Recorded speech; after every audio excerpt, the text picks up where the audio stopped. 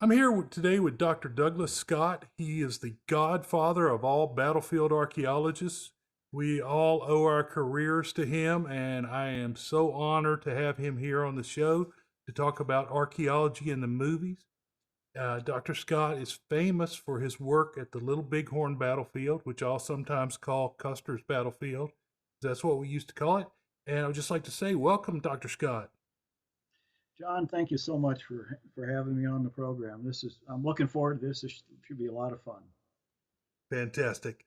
I want to jump right in and just ask you if you would tell the audience a little bit about your archaeological background, which is an amazing story in itself. And you can go as far back as you want. Well, I won't start when I was born, but about age 6, I was a voracious reader, and I got into the library and my little hometown and found archaeology books, and I was fascinated by that and stayed fascinated ever since. And it was just one of those things. I told my folks I wanted to be an archaeologist, and they snickered a little bit. And at least it wasn't a fireman or a policeman. And they said, okay, fine. And they couldn't believe it. I did it. But I actually started out in a paid position over 50 years ago with the Kansas State Historical Society as just a shovel bum, just a field laborer. Right. And that was while I was just after graduating from high school. And I haven't quit. I still love it. That sense of discovery, all that's out there is still there, and that's the exciting thing. Even though I've technically retired from the National Park Service a number of years ago now, I'm still pretty active. Currently, I'm an adjunct research faculty at Colorado Mesa University in Grand Junction, Colorado, and that's keeping me busy and having a lot of fun. But my whole start in archaeology professionally was going to the University of Kansas field school for a semester, and then off to the University of Colorado. And while I was there, got interested. I took the Southwest courses and had a great time and stuff on the Great Plains. We were doing intermountain work, and I just drifted into historic stuff because of my interest in historic military. Learned a lot of reading in that area. And an opportunity came up in the 1970s to actually do my master's and dissertation on Fort Larned, Kansas, which is one of the 1870s, a little earlier, 1850s, 1870s Indian War forts. So that's what really got me into the historical archaeology and military archaeology. And I went to work for BLM, Bureau of Land Management, in 1975, and transferred to Park Service in 1983. And that was a pivotal point because that in August of '83, a fire occurred at the Battle of Little Bighorn, and burned off the sagebrush and the grass, leaving the ground bare for the first time ever. And Richard Fox, who was then a student at the University of Calgary, did a little recon work out there, and I showed up to work on December 5th, 1983 at the National Park Service Midwest Archaeological Center. On my desk was Rich's report. What can we do with this? Where can we go with it? Oddly enough, that's Custer's birthday. So Okay. the rest is history, as they say. So for the last 30 odd years, I've been doing military battlefield archaeology and a lot of other conflict kinds of sites, both here in the U.S., mainly Indian Wars and Civil War, but some Rev War and and some of the other colonial stuff, as well as working overseas in human rights activities and war crimes sort of activities too. But that's another story in itself. So Yeah. Well, I hope we have time to get to that. I'm surprised because 83, I was still in the Army, but I thought you were one of the senior people at MWAC when you did that work out at Little Bighorn. So I'm surprised to hear that. well, in fact, I was brought in as a division manager from my time at BLM because they wanted somebody that was working in the West, knew the Western states, and as well as historic sites archaeology, and I fit that bill, and that was a nice transfer for me. So everything, as they say, everything worked out just fine. Yes, it But did. one of the jokes that goes around, one of the pieces of humor I always throw in is people ask me, how did you study to be prepared for doing the archaeology at Little Bighorn? And I always said, I watched Little Big Man, and they died with their boots on. Okay, it's a couple of good movies. Um, Yes. could you take some time and kind of tell us about the science that you used and the techniques that you did to find out the information at Little Bighorn, the ejector marks and what have you? Yeah, surely. Anyway, so when we started out, it was visual inventory, looking at just the ground. And we had some metal detectorists who were coming up along behind us. And in the first hour, those of us walking the ground and looking found absolutely nothing. In that first hour, the metal detectors turned up 110 finds and cartridge cases, bullets, and the backstrap from a Colt revolver. Richard Fox and I looked at each other and said, we have a new paradigm and a new method. And from then on, it was just line up those people in skirmish order, literally, and walk that battlefield at about 10 to 15 feet apart. Now, it's a sampling design. We didn't try to find everything out there, but it's a sampling design. And we recovered, after working there for a number of years on and off, about 5,000 artifacts related to the battle and a number of parts of human skeletons as well, some of the soldiers. Okay, and you really changed how the battle was understood at the time. Yeah, I can honestly say that Custer still lost the battle, even though the archaeology was pretty interesting. So we didn't change history. But what we did do, and I think this is the important part, is applying sort of a forensic approach, a crime scene analysis approach to that. It's just adapting some of the methods we use in archaeology for a long time to simply putting it into a bigger picture of analyzing the data. So we would collect every artifact individually, plot it, piece plotting, and we when we got back and cleaned everything and plotted it, we could see patterns of where cartridge cases were, where bullets were. Obviously, they are related to each other. And this was a gun battle. That's the other thing. It was just flat out a gun battle. There were bows and arrows and knives and lances and tomahawks there, of course, but for the most part, it was a gun battle, and both sides were using them. What came out of the analysis was really the best part, and that's what really changed the understanding of how the Battle of Bighorn played out. We looked at the cartridge cases and bullets in real detail, microscopically. And as in a crime scene or a criminal investigation, they send things to a firearms examiner. Well, we actually trained with some firearms examiners to learn to do this properly.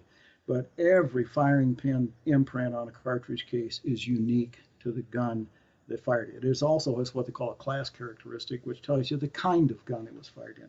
So we were able to sort out that there were about 47 different types of firearms used at the Little Bighorn by the Indians, and about 3 by the Army. There were some private firearms some of the officers used, as well as a few other issued guns that were a little bit of a surprise. But mostly it was Model 1873 carbines and Model 1873 Colt revolvers.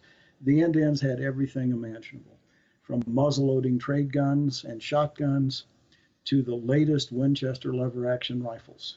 And Wow. by far, we were able to identify a minimum, and I just say a minimum because we didn't get all the cartridge cases out of the ground, but by looking at those firing imprints at both the class and what they call the individual characteristic, we were able to say there were a lot of Henrys and Winchesters and Model 1873 Winchesters there, Model 1866 and 1873. But by looking at it, we could say there were a minimum of 108 of those lever action Henrys, which is a repeating firearm, a 44 caliber rimfire, Model 1866, which they're essentially the same gun with some minor external modifications. And then the Model 1873, which was a brand new gun that was just out on the frontier. But, we're looking at hundreds and hundreds of weapons that were employed there.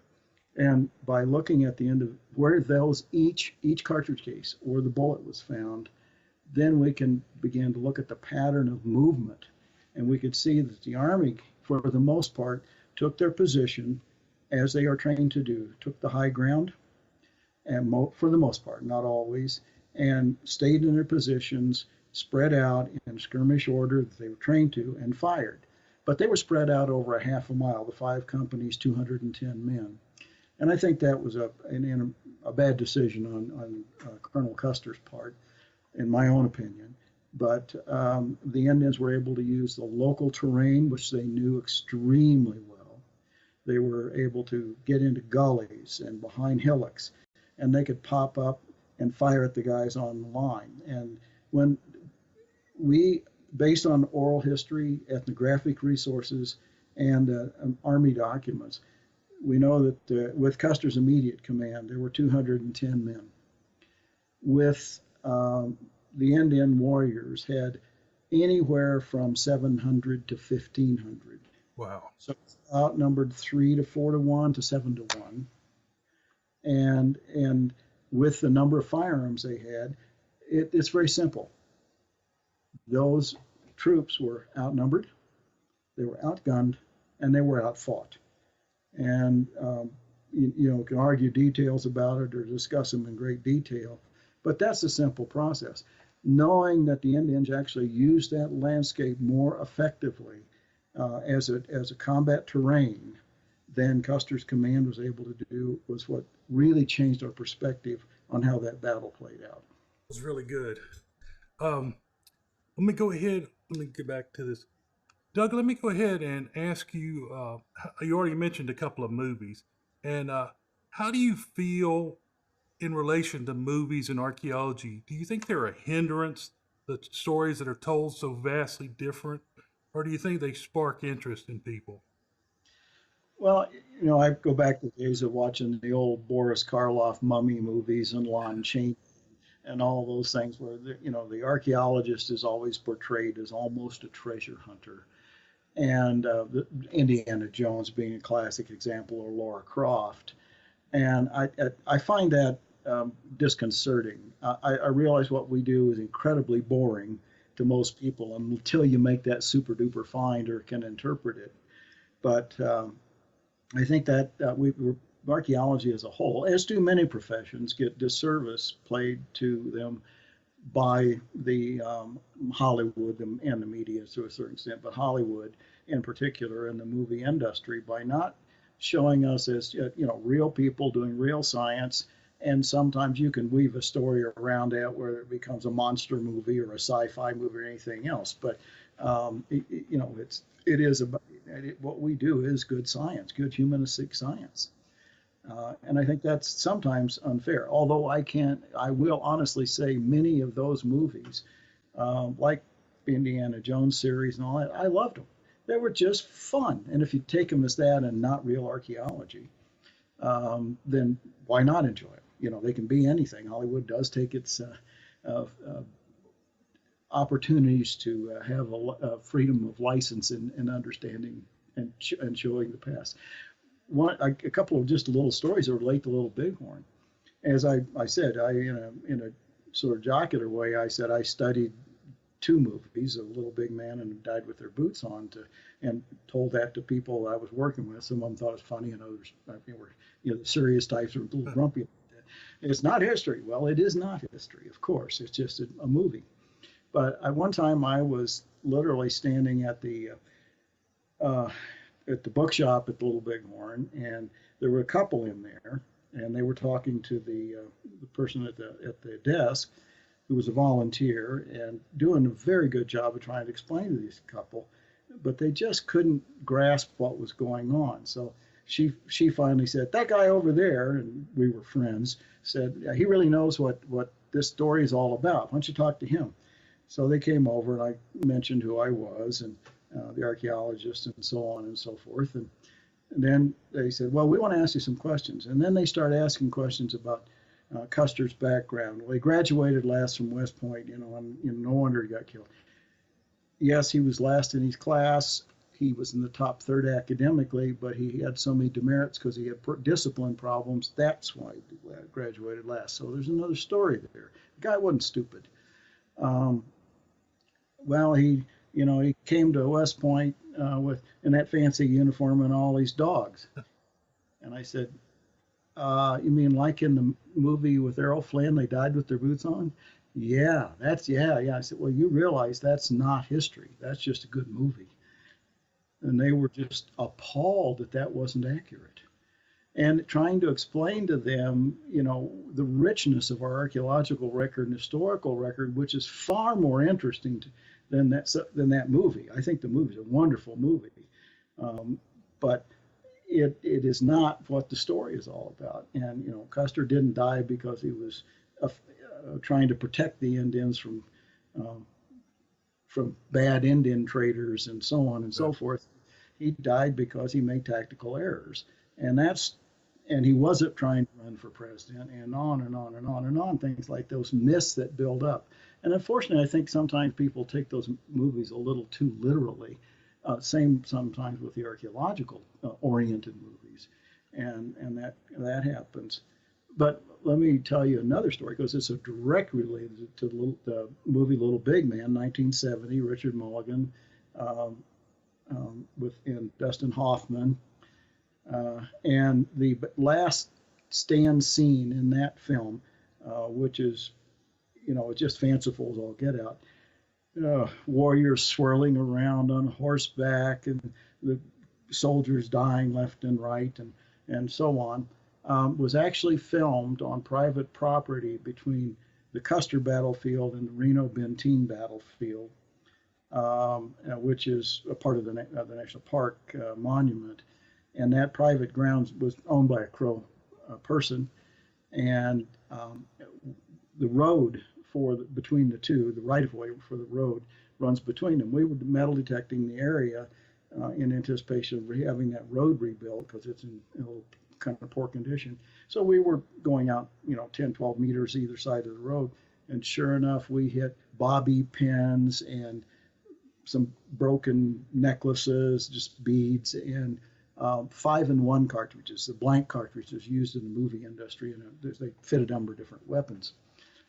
That was where Richard Mulligan and Dustin Hoffman and those gang had actually filmed the last stand scene for Little Big Man. So it's right there, and it's actually on a part of the battlefield called Medicine Tail Coulee. And we found historic archaeological materials related to the battlefield in context with that movie material. Actually doing archaeology on the movie. So the bobby pins were to hold their wigs on and stuff, right? That's correct. That's absolutely correct. They hold the various warriors' wigs as well as I'm sure some of the white guys too. But it was for wigs or other components that typical movie industry kinds of things. So, but we thought it was just pretty funny to be doing the archaeology of a movie set that they put the movie set on top of a part of the actual battle too. That is pretty amazing. Let me go to another little topic here. You're a recognized expert on massacres because of your Sand Creek work, or an international expert. I know you've worked for the UN and worked with the UN. And I did. yeah, okay. So they in the movie or the TV miniseries Centennial, they redid that battle scene with Richard Crenna, and of course, it's a fanciful movie scene. Can you kind of tell us what really went on there? Well, yes, I'd be happy to. The Sand Creek Massacre is truly one event that is a massacre. It's not just a battle that people called a massacre, because they used to call Custer's massacre or battle a massacre as well, but that was just not an out fight that Custer lost. Sand Creek was a true massacre. Even the Congress decided to call it a massacre in 1865, and it occurred in November of 1864. The basic story is simple. There had been some Indian depredations against some white folks on the Colorado Eastern Plains. Governor Thayer was not a fan of Native Americans at all, and particularly the Cheyenne, and wanted them on a reduced reservation, which had been negotiated, but it wasn't going very well. The depredations caused Thayer to raise a regiment, a 100-day regiment called the 3rd Colorado Volunteer Cavalry, and with the 1st Volunteer Cavalry, which had been in service since 1861, and actually fought at the Battle of Glorieta Pass. And the commander, Shivington, Colonel Shivington, was a hero for having saved Colorado for the Union by beating the Confederacy in the Battle of Glorieta Pass in March of '62 in near Pecos, New Mexico. But by this time, and Shivington was no fan of Native Americans either. And so they just, when the two regiments were up and running and marched off to find the Indians, their goal was to kill people, not just to put them on a reservation like so many other actions, but to kill them, find them and kill them. And they went to Fort Lyon, which is in southern Colorado on the Arkansas River. Then they were aware that Black Kettle and his families and band, Cheyenne, were camped on a little tributary of the river called Sand Creek, and that they were friendly. And Shivington decided to attack them against the advice of a number of his officers, saying, no, these are friendly folks. He decided to attack them because they must be the ones having done depredations. And so early in the morning, November 30th, he deployed his men. They marched into the village, fired a couple of rounds from two 12-pound mountain howitzers, charged in, and caught the families largely asleep. And there were about 183, give or take some, women and children and a few men killed. Most of the adult males were off hunting. It was, they're looking for food. And so it was mainly women and children. Black Kettle's wife was killed. A number of people were killed.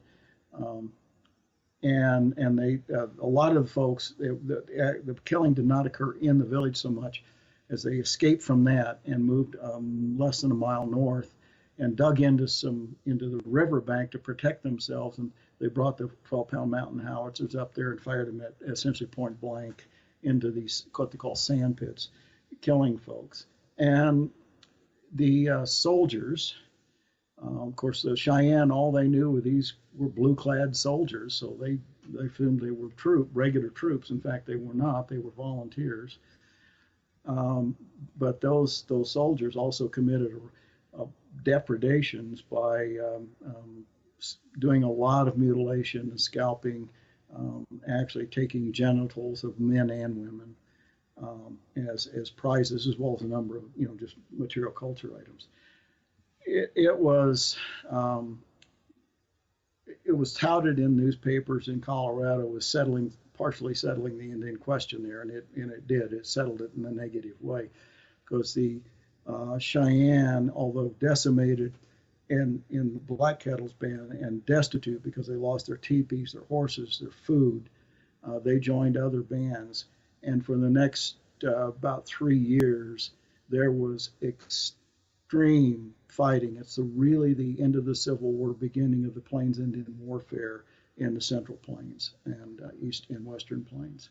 So it was a tragedy on the first order. The archaeology, we were asked to find the site. The site had sort of been lost.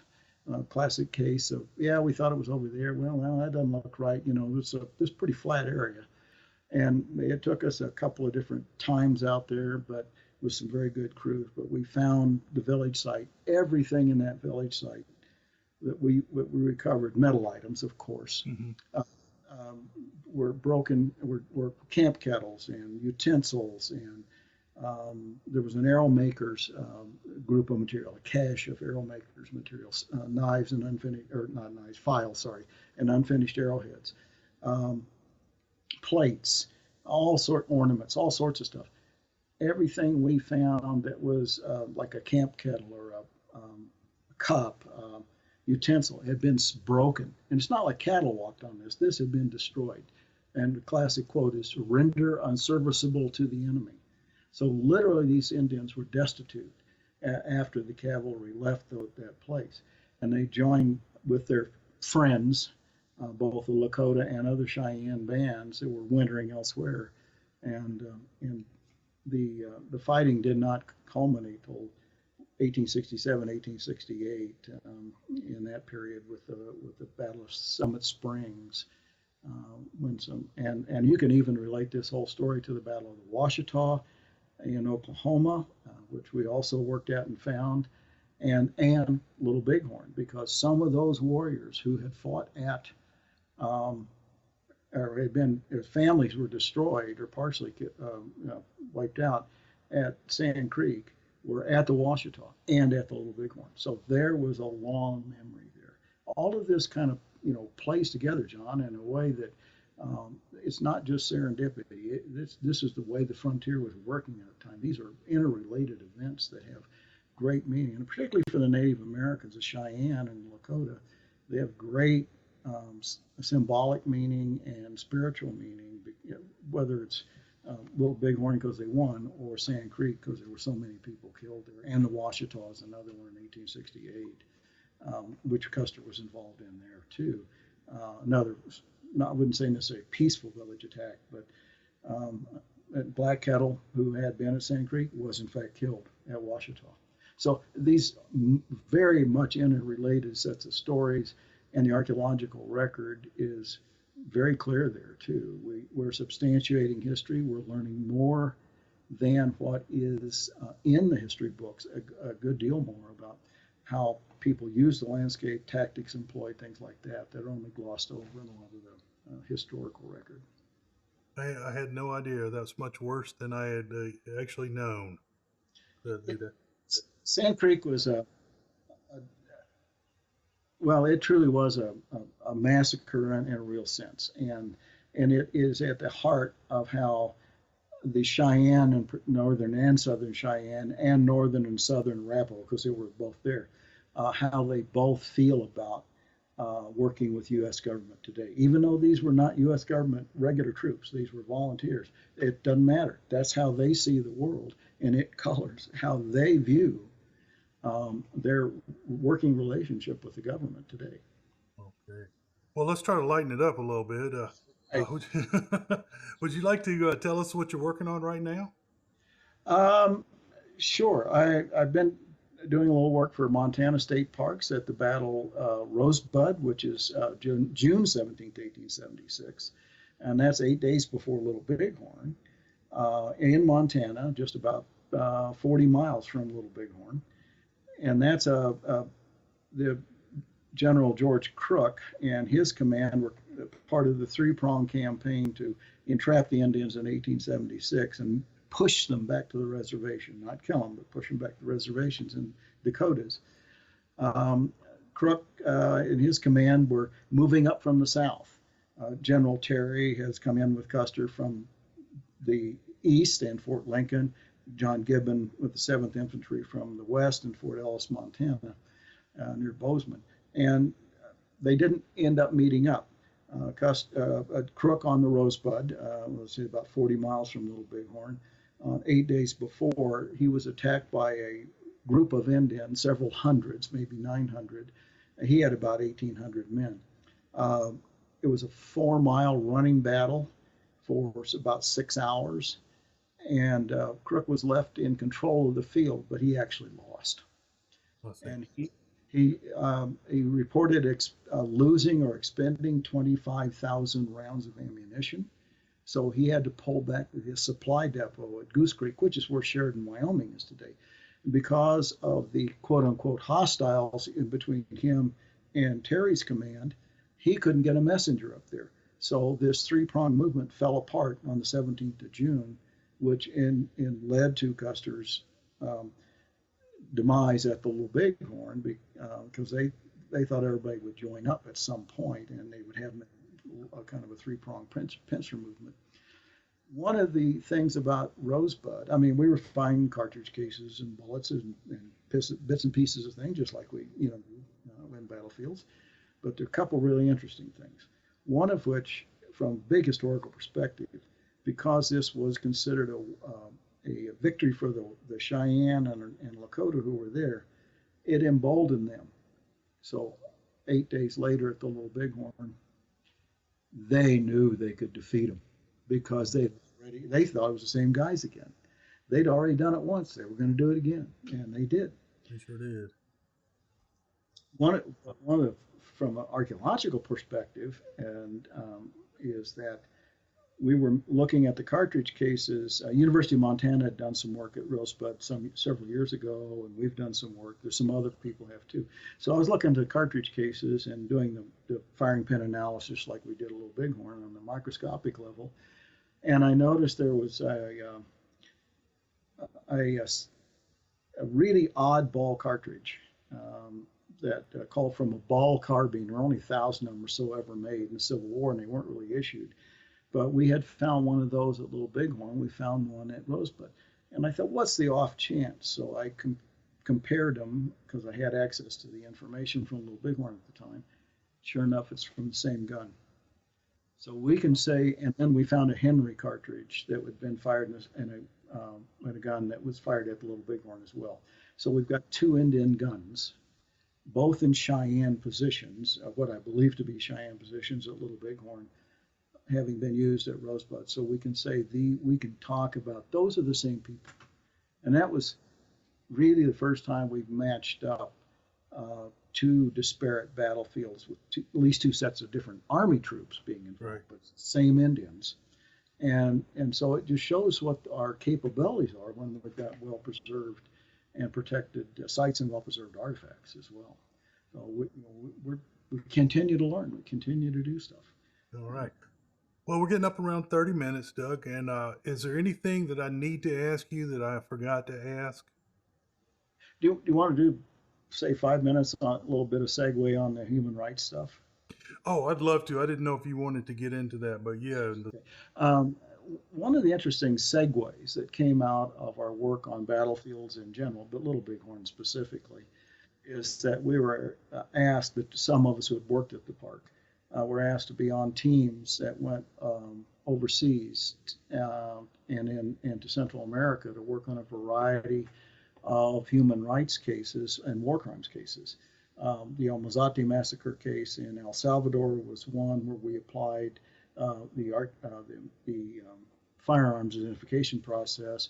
We also did this in Croatia and after the breakup of the former Yugoslavia and Bosnia-Herzegovina, but kind of looking at these in the battlefield modeling concept as well to understand how things were happening. But these became issues of locating sites of atrocities, mass graves, illegal executions, that sort of thing, but largely mass graves. We did it in Rwanda. It spilled over into other areas like Cyprus and from the 1974 events there between Turkey and Greece and the Cypriot army.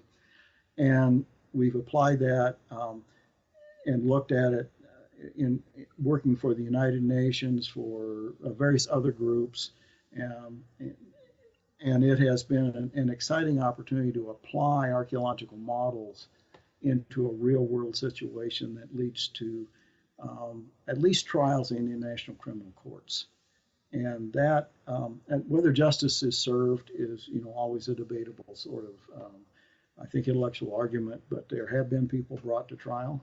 And some of the information that we were able to come up with, including mass execution situations, played into being stipulated to in the judgments against some of these individuals, particularly in Croatia and Rwanda and Bosnia-Herzegovina. Okay, well that's super important work, and it shows how archaeology can be relevant to the modern world. And I just want to say, Doug, thank you for doing this interview, and thank you for the profound impact you've had upon my career at Rolando's and Charlie's. You really have done a lot for us, and we appreciate it. Well, if you can't share information and make good friends, John, why do we do this? Yeah, I don't know. All right. Well, thank you very much. Okay. Hey, before you go, okay. Let me say, thank you for allowing me to be on the program. This has been great.